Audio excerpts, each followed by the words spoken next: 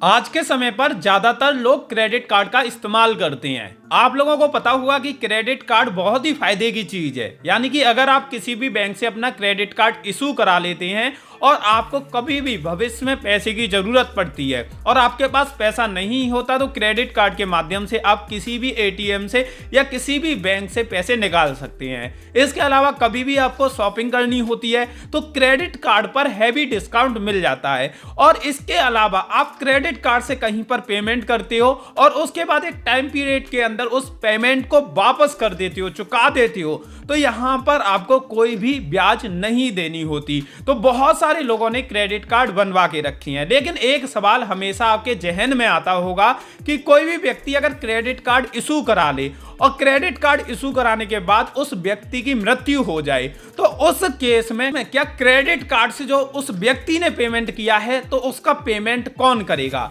तो आज की इस वीडियो में हम आपको बताने वाले हैं कि आप लोगों के पास क्रेडिट कार्ड है, आपकी फैमिली में किसी के पास क्रेडिट कार्ड है और भविष्य में उस व्यक्ति की मृत्यु हो जाती है, तो उसने क्रेडिट कार्ड का इस्तेमाल करके जितने भी पैसे निकाले हैं या जितना भी पैसा यूज किया है तो उसका पेमेंट कौन करेगा। इसका क्लैरिफिकेशन आज की इस वीडियो में हम आप लोगों को देने वाले हैं, जिससे आप समझ सको कि अगर आपके पास क्रेडिट कार्ड है तो आपको इन चीजों की जानकारी होना जरूरी है। जैसा कि आप लोगों को पता होगा, क्रेडिट कार्ड से आप जो भी पेमेंट करते हो, जितना भी कैश विड्रॉ करते हो, वो एक तरह से लोन होता है। यानी कि आपको पैसा उधार दिया जाता है और उस समय सीमा के अंतर्गत वो पैसा आपको वापस करना होता है। और अगर उस समय सीमा के अंतर्गत आप उस पैसे को वापस नहीं करते तो आपके ऊपर पेनल्टी लगती है और पेनल्टी के अलावा आपको हाई इंटरेस्ट देना भी पड़ता है। तो आपको काफी ज्यादा चीजें इसमें करनी पड़ती है। लेकिन बहुत सारे लोग क्या करते हैं, क्रेडिट कार्ड इशू करा लेते हैं, उससे शॉपिंग करते हैं, उससे पैसे निकालते हैं और अपनी जरूरतों को पूरा करते हैं। लेकिन होता क्या है कि एक टाइम पीरियड के अंदर वो पैसे को वापस बैंक को कर देते हैं, जिससे क्या होता है, ना उन्हें पेनल्टी देनी पड़ती,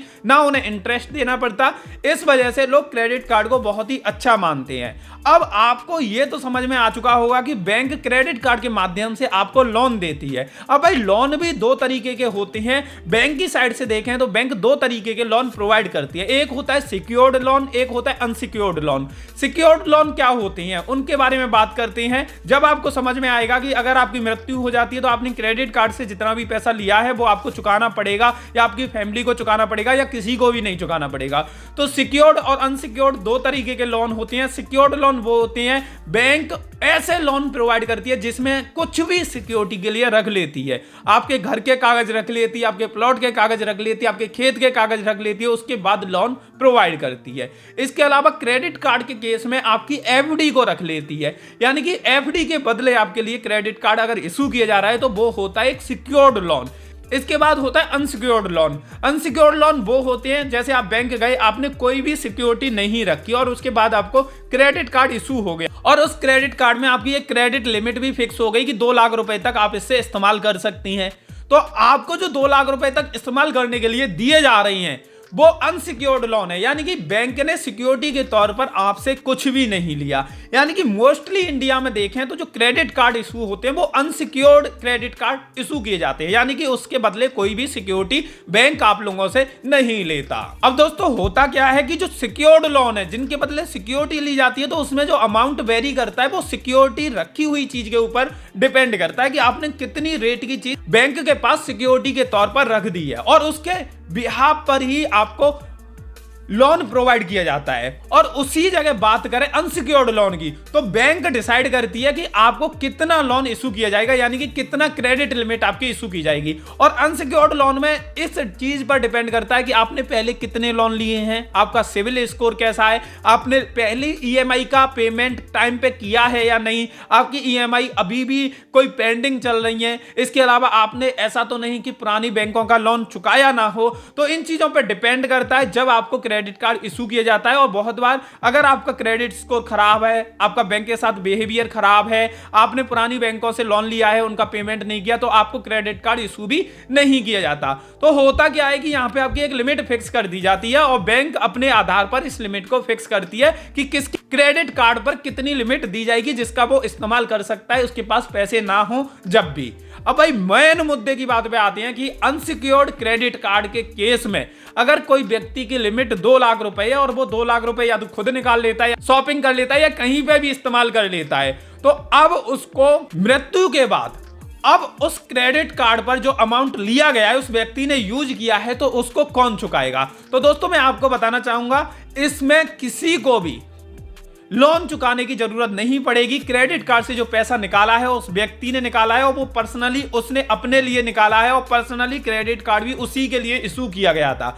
तो इसमें कोई तीसरा व्यक्ति या दूसरा व्यक्ति जिम्मेदार नहीं होता उस पैसे को चुकाने के लिए। तो अगर अनसिक्योर्ड लोन है, अनसिक्योर्ड क्रेडिट कार्ड है तो उस कंडीशन में किसी को भी लोन चुकाने की जरूरत नहीं होती, उस पैसे को चुकाने की जरूरत नहीं होती। आपको बताना चाहूंगा जैसे ही उस व्यक्ति की मृत्यु होती है तो उसके परिवारजन बैंक में जाके डेथ सर्टिफिकेट जमा कर सकते हैं, जो कि मृत्यु प्रमाण पत्र होता है उसे जमा कर दीजिए और उसके बाद आपके लोन, क्रेडिट कार्ड ये सारी चीजें बंद कर दी जाती है और आपसे कोई भी बकाया पैसा नहीं मांगा जाता। अब भाई बात कर सिक्योर्ड क्रेडिट कार्ड के बारे में। सिक्योर्ड क्रेडिट कार्ड कैसे होते हैं, कौन व्यक्ति बनवाते हैं? जैसे होता क्या है, जिनका क्रेडिट स्कोर बहुत खराब है, उन्होंने पहले बैंकों के पैसे नहीं दिए और उन्होंने बहुत सारी चीजें गलत की, जैसे ईएमआई नहीं चुकाई, बैंकों के साथ डिफॉल्ट कर दिया, फ्रॉड कर दिया। इसके अलावा ऐसी बहुत सारी एक्टिविटी हुई है या क्रेडिट स्कोर बहुत ही ज्यादा खराब है उनका, तो उनको बैंक क्रेडिट कार्ड इशू नहीं करती। लेकिन लोग क्या कहते हैं, बैंक को बोलते हैं देखो हमारी 1 लाख रुपए की एफडी है, 2 लाख रुपए की एफडी, आप इसके एवज में हमें क्रेडिट कार्ड इशू कर दो। अगर आपको लगता है कि कोई इशू होगा तो हमारी एफडी में से आप पैसे काट लेना। अब होता क्या है कि बैंक एफडी के बदले भी क्रेडिट कार्ड इशू कर देती है। अब एफडी तो उस बैंक में है, क्रेडिट कार्ड आपका इशू हो गया और एफडी के एवज में वो क्रेडिट कार्ड इशू हो जाता है। अब होता क्या है कि बैंक को जब लगता है कि उस व्यक्ति की मृत्यु हो गई जो कि सिक्योर्ड क्रेडिट कार्ड लेके गया है, तो वो क्या करेंगे, आपकी एफडी के बदले लेके गया है तो आपके एफडी को क्लोज कर देंगे और उससे अपना भुगतान कर लेंगे। यानी कि जितना पैसा आपको दिया था, आपने यूज किया, उसके बाद आप मर गए तो आपकी जो एफडी होगी उसे तोड़कर बैंक अपने पैसे को वसूल कर लेगी। तो सिक्योर्ड लोन जब आप कहीं से लेते हैं तो उस सिक्योरिटी को बेचकर बैंक उस पैसे को चुका लेती है। अब भाई तीसरी कंडीशन आती है पर्सनल लोन के बारे में, क्योंकि पर्सनल लोन भी एक अनसिक्योर्ड लोन है। क्योंकि पर्सनल लोन आप बैंक लेने जाते हो तो कुछ भी रखने की आपको जरूरत नहीं पड़ती, तो उस केस में भी आप कुछ भी खरीदते हैं पर्सनल लोन लेके, तो अगर बाई चांस भविष्य में आपकी मृत्यु हो जाती है तो आपको कहीं पे भी 1 रुपया या आपके परिवार को 1 रुपया चुकाने की जरूरत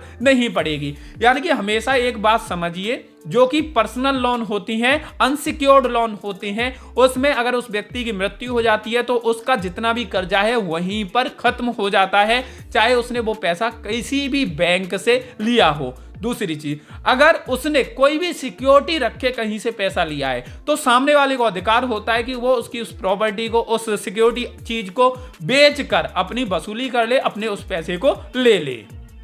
तो अब आपको अच्छे से समझ में आ चुका होगा कि अगर आप लोग क्रेडिट कार्ड इशू कराते हो और भविष्य में भगवान ना चाहे आपकी मृत्यु हो जाती है तो आपके परिवार पर कोई भी दबाव नहीं आता, कोई भी पैसे बैंक को जमा करने की जरूरत नहीं होती। तो दोस्तों ये जानकारी आप लोगों को कैसी लगी कमेंट करके बताइए। वीडियो अच्छी लगी हो तो लाइक कर देना और जिन लोगों ने चैनल को सब्सक्राइब करके बेल बटन नहीं दबाया है वो जल्दी से जल्दी दबा दीजिए, जिससे इन फ्यूचर ऐसी वीडियो की अपडेट आप लोगों को मिल सके। आज की ये वीडियो देखने के लिए आप सभी लोगों का तहे दिल से बहुत बहुत धन्यवाद।